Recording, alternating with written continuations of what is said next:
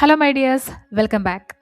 ഇന്ന് ഞാൻ സംസാരിക്കാൻ പോകുന്ന ടോപ്പിക്ക് ചിലപ്പോൾ നിങ്ങളുടെ ലൈഫിൽ നിങ്ങൾ ഇപ്പോൾ ചെയ്തുകൊണ്ടിരിക്കുന്ന കാര്യമായിരിക്കാം, അല്ലെങ്കിൽ ഒരിക്കൽ ചെയ്തിട്ടുള്ള കാര്യമായിരിക്കാം. ഞാനും എൻ്റെ ലൈഫിൽ ഒരു പോയിന്റ് വരെ ഈ ഒരു കാര്യം ചെയ്തിട്ടുണ്ട്.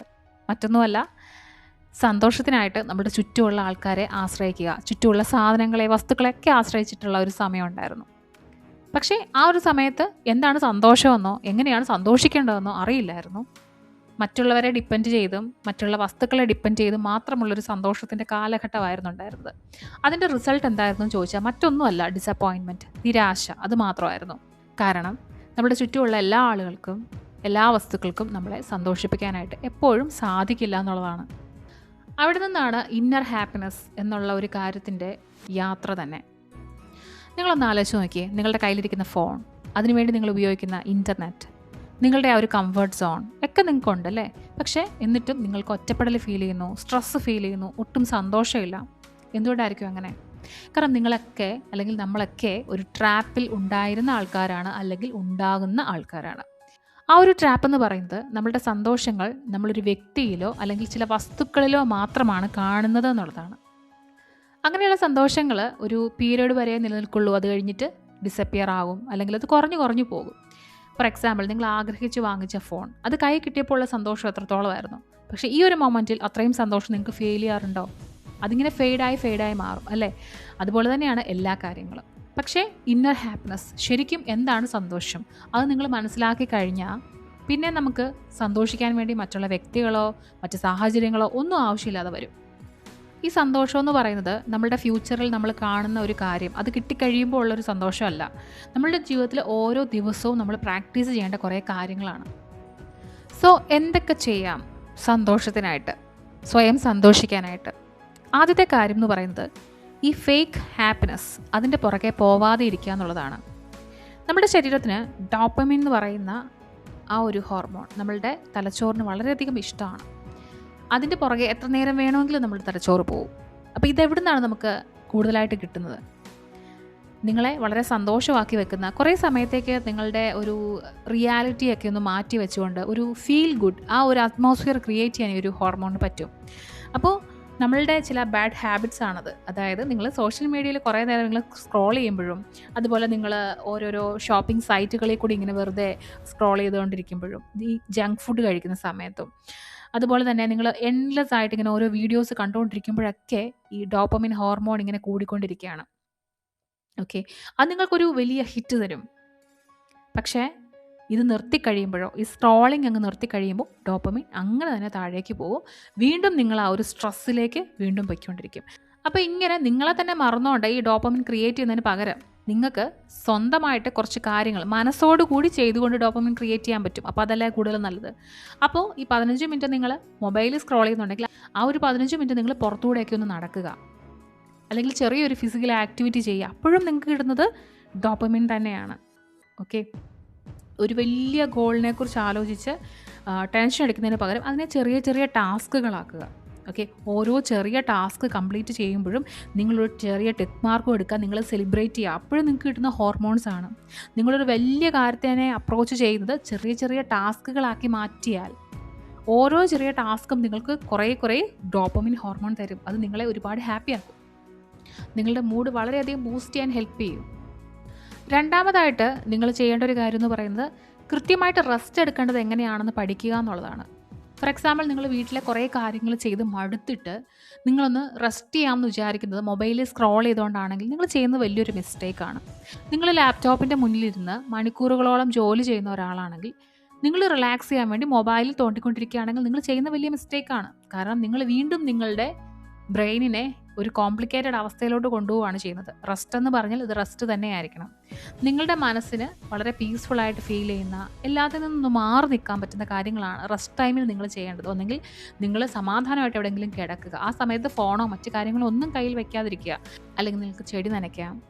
അങ്ങനെ നിങ്ങൾക്ക് ഇഷ്ടമുള്ള എന്തെങ്കിലും ഒരു ചെറിയ ഫിസിക്കൽ ആക്ടിവിറ്റി, സന്തോഷം തരുന്ന ചെറിയ കാര്യങ്ങൾ ചെയ്യുക. അല്ലാതെ ഈ മൊബൈലിൽ സ്ക്രോൾ ചെയ്യുന്ന സമയത്ത് നിങ്ങൾക്ക് കിട്ടുന്ന ഡോപ്പമിൻ ഹൈപ്പ് ഉണ്ടല്ലോ, അത് വീണ്ടും മണിക്കൂറുകൾ നിങ്ങൾ ആ മൊബൈൽ ടൈം കളയുന്നതിന് കാരണമാവുകയുള്ളൂ.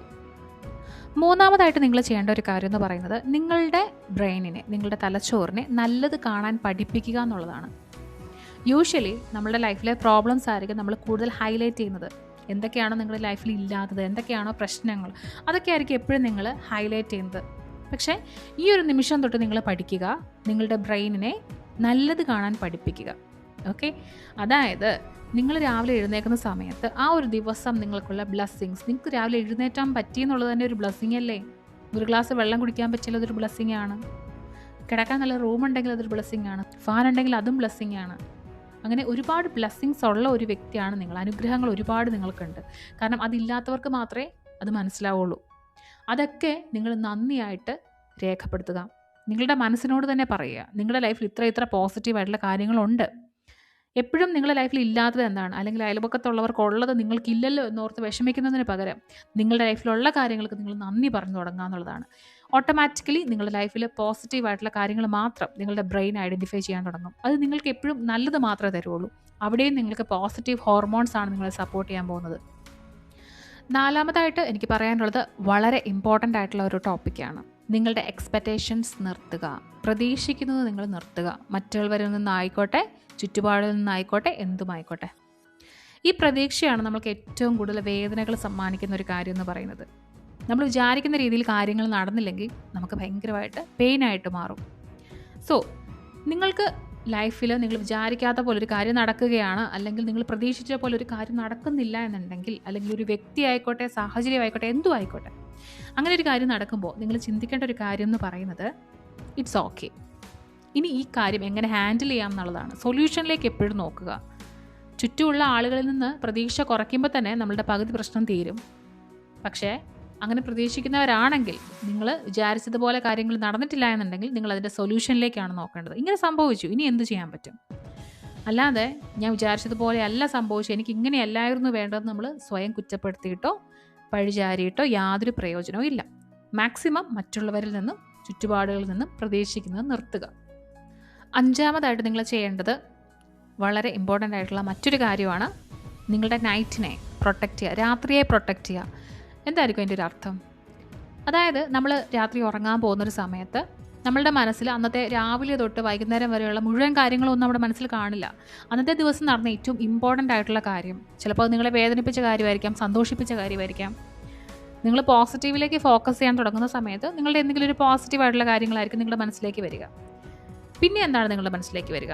നിങ്ങൾ രാത്രി ഉറങ്ങുന്നതിന് 20 മിനിറ്റ് മുമ്പ് നിങ്ങളുടെ മനസ്സിലേക്ക് വന്ന കാര്യങ്ങൾ മാത്രമേ പിന്നീട് ഉണ്ടാവുകയുള്ളൂ. അതായത് ഒരു ദിവസം മുഴുവൻ നിങ്ങൾ വളരെ പോസിറ്റീവായിട്ടിരിക്കുകയും നല്ല കാര്യങ്ങളൊക്കെ ചെയ്യുകയും നല്ല ഓർമ്മകൾ നിങ്ങൾ കൊണ്ടുപോവുകയും ചെയ്തിട്ട് രാത്രി ഉറങ്ങുന്നതിന് തൊട്ട് മുമ്പ് നെഗറ്റീവായിട്ടുള്ള ന്യൂസുകളും ഗോസിപ്പുകളും അല്ലെങ്കിൽ ആരുടെയെങ്കിലുമൊക്കെ കുറ്റം മൊബൈലിലൊക്കെ നോക്കി അതൊക്കെ കേട്ട്, ഒരു സന്തോഷത്തിന് വേണ്ടി ഇതൊക്കെ ചെയ്യുന്ന ഒരുപാട് ആൾക്കാരുണ്ട്. ഇതൊക്കെ കേട്ട് അതിന് കമൻറ്റും ഇട്ട് അതിനുശേഷം ഉറങ്ങാൻ കിടന്ന നിങ്ങൾ അന്നത്തെ ദിവസം മൊത്തം നശിപ്പിച്ച് കളഞ്ഞിരിക്കുകയാണ് ചെയ്യുന്നത്. സോ നിങ്ങളുടെ രാത്രിയെ പ്രൊട്ടക്റ്റ് ചെയ്യേണ്ടത് നിങ്ങളുടെ ഉത്തരവാദിത്വമാണ്. നിങ്ങളുടെ പകൽ സമയത്ത് പല മോശമായിട്ടുള്ള കാര്യങ്ങളും നിങ്ങളെ വേദനിപ്പിച്ച കാര്യങ്ങളും സംഭവിച്ചിട്ടുണ്ടെങ്കിൽ പോലും രാത്രി ഉറങ്ങുന്നതിന് ഒരു 20 മിനിറ്റ് മുമ്പ് നിങ്ങൾ അന്നത്തെ ദിവസത്തെ ആലോചിച്ച് പോസിറ്റീവ് ആവുക, ഗ്രേറ്റ്ഫുൾ ആവുക, നന്ദി പറയുക ഒക്കെ ചെയ്ത് കഴിഞ്ഞാൽ നിങ്ങളുടെ പിറ്റേ ദിവസം എന്ന് പറയുന്നത് വളരെ പോസിറ്റീവായിട്ട് നിങ്ങൾക്ക് ഉണരാൻ സാധിക്കും. സോ എപ്പോഴും ഓർക്കണം, നിങ്ങളുടെ രാത്രിയെ നിങ്ങൾ പ്രൊട്ടക്റ്റ് ചെയ്തിരിക്കണം. ഞാൻ ഈ പറഞ്ഞ കാര്യങ്ങളൊക്കെ നിങ്ങൾ ഓരോ ദിവസവും ചെയ്യേണ്ട കാര്യങ്ങളാണ്. അല്ലെങ്കിൽ ഒരു ദിവസം ചെയ്തു, 2 ദിവസം ചെയ്തു, പിന്നീട് അങ്ങോട്ട് ചെയ്യുന്നില്ല, നിങ്ങൾ വീണ്ടും പഴയ ഒരു ലൂപ്പിൽ കിടക്കത്തേ ഉള്ളൂ. സന്തോഷം എന്ന് പറയുന്നത് ഒരു ലക്കിൻ്റെ ഫാക്ടറൊന്നും അല്ല. നമ്മൾ ഓരോ ദിവസവും എടുക്കുന്ന ചെറിയ ചെറിയ ചോയ്സുകളും നമ്മളുടെ ഹാബിറ്റ്സും ഒക്കെ തന്നെയാണ് നമ്മളുടെ സന്തോഷത്തെ ഡെവലപ്പ് ചെയ്ത് കൊണ്ടുവരുന്നത്. അങ്ങനെ മാത്രമേ നമുക്കൊരു സന്തോഷമുള്ള, സ്വയം സന്തോഷിക്കാൻ പറ്റുന്നൊരു വ്യക്തിയായിട്ട് നമുക്ക് മാറാൻ സാധിക്കൂ. ഇതൊരു ബേസിക് ആയിട്ടുള്ള കാര്യങ്ങളാണ് ഞാനിപ്പോൾ പറഞ്ഞിട്ടുള്ളത്. കുറച്ചുകൂടി അഡ്വാൻസ്ഡ് ആയിട്ട് നമുക്ക് സ്വയം ഒരുപാട് കാര്യങ്ങൾ ചെയ്യാൻ വേണ്ടി പറ്റും. പക്ഷേ ആദ്യം നമ്മൾ ചെയ്യേണ്ടത് നമ്മുടെ മനസ്സിലെ കുറേ തോട്ട്സ് മാറ്റുക എന്നുള്ളതാണ്. എല്ലാ കാര്യങ്ങളൂടെയും ഒറ്റ രാത്രി കൊണ്ടോ ഒരു നിമിഷം കൊണ്ടോ നമുക്ക് മാറ്റിമറിക്കാൻ പറ്റുന്നൊരു കാര്യമല്ല. ഈ ലോകത്തിൽ ജനിച്ചിട്ടുള്ള എല്ലാവരും സന്തോഷം അർഹിക്കുന്ന വ്യക്തികൾ തന്നെയാണ്. ഫസ്റ്റ് നിങ്ങൾ മനസ്സിലാക്കുക, ഞാൻ സന്തോഷം അർഹിക്കുന്ന ഒരു വ്യക്തിയാണ്, എനിക്കത് വേണം, അതെൻ്റെ ഉത്തരവാദിത്വമാണെന്ന് മനസ്സിലാക്കുക. അവിടെയാണ് നമ്മുടെ ശരിക്കുള്ള സന്തോഷം സ്റ്റാർട്ട് ചെയ്യുന്നത്. Thank you so much. നമുക്ക് മറ്റൊരു പോഡ്കാസ്റ്റുമായിട്ട് കാണാം. ബൈ.